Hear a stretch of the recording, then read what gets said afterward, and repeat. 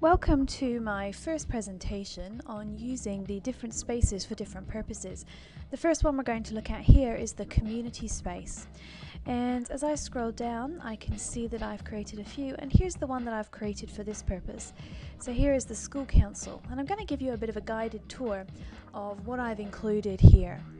So first of all, at the top is our home page. I've got 4 pages laid out, and on the home page, first of all, we have the message board. Now I've put this at the top because communicating with this huge diverse group of members of this committee can be quite tricky. So as we come up to discussions about our Building Education Revolution project or about the one-to-one netbooks, any questions and comments that come up can go straight in here ready for the next meeting, so that we're kind of ahead a little bit and hopefully a little more efficient. Over here is the all-important site map, and I've added this on purpose because within the Ultranet it's very easy to get lost. So here we have a list of the different pages, just as a way of letting people know where you are and how they got where they are. The view invitations is going to be important as I bring the parents and teachers involved here on board, so that I can see who actually is in and who is missing and who I need to chase up. And that's a really easy way to make everybody accountable for joining and being a full member of this group. One of the most important things that we talk about in school council is how we can help our school, our teachers and our staff in general move with the times and consider what we're doing. And so I've got a video here. It's actually the second one I've put up. And my plan is that with the bank of videos of this genre that there are on YouTube and around the place, I will change this regularly so that So in order to keep people coming back to this space, we do need to update it regularly. And changing this video to give people something to think about and look at that's different is one way of doing that. Another way that we are trialing is I've put in some RSS feeds. So here's one for the newspaper. If people can look up their own interests while online for doing something for school, that should hopefully keep them engaged. And also these are 2 blogs that are very useful for parents of children in the primary years going through digital schooling essentially, and looking at why we would change, why kids don't need to learn in the way that we as adults learnt. So how we prepare the kids for their future as opposed to our past. Down here, these 2 also get updated. This is an iframe, and it is the Department of Education site that explains the Ultranet, the use of it, their expectations for parents, for teachers and for students. And that's just a really good overview website. And down here we have our school website, and there's 2 reasons we have this, or I have put this into an iframe, an embedded website, is because firstly we do provide our newsletters this way, which is one of the things that I maintain for the school. And if you have people coming to the website, you do earn more money, which is the second reason. So this is a fundraising website, and generally down here outside of a school system you would see the adverts that pay us money. So the more people click on it, the better. So in order to generate income from our school, I've put that into an iframe also.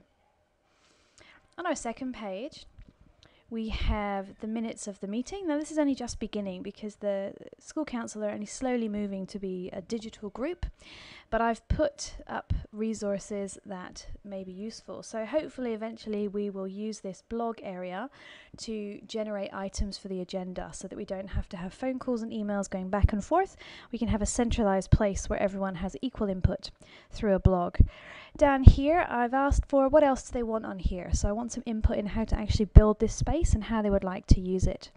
And up here is the reference library, and as I've mentioned before, you can see that I've added one-to-one program information, which is actually linked to this page, but because the reference library is general across all of the pages within a space, there's no way for me to separate that out. So any information will go up here, and eventually there'll be a folder full of minutes and agendas, action items and so on. References and handouts too, I'm hoping that will all be in one place to save on the photocopying and try and become more of a paperless group. The calendar is another way of getting people to check in. Rather than giving them printed calendars, we're going to encourage them to come to the digital space through the Ultranet and look up when their next meetings are. And you can see that I've put in all of the meetings for this term. So this is just showing a month at a time. But they are all here, and that's a way of encouraging people to check in and also keeping everybody on track. No excuses for missing meetings.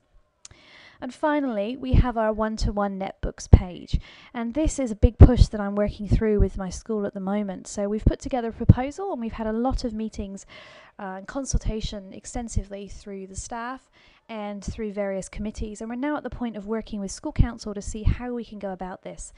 So I've made an entire page dedicated to that with some illustrations that's easy to read, some messages and notices that can go across the space or just within this page. Again, another video. We have to engage people with multimedia where we can. And here is a copy of the formal proposal that we wrote to take to the school council. So that I've put as a text document so that it's straight there. It doesn't need to be downloaded, but is there ready to go. And at the bottom again, I've put a navigation so that we can tell exactly where we are in case we were to get lost. So that is my community space. And the content, of course, will dictate the structure slightly, so that as we go, I may need to take things out, move them around in order to make this function.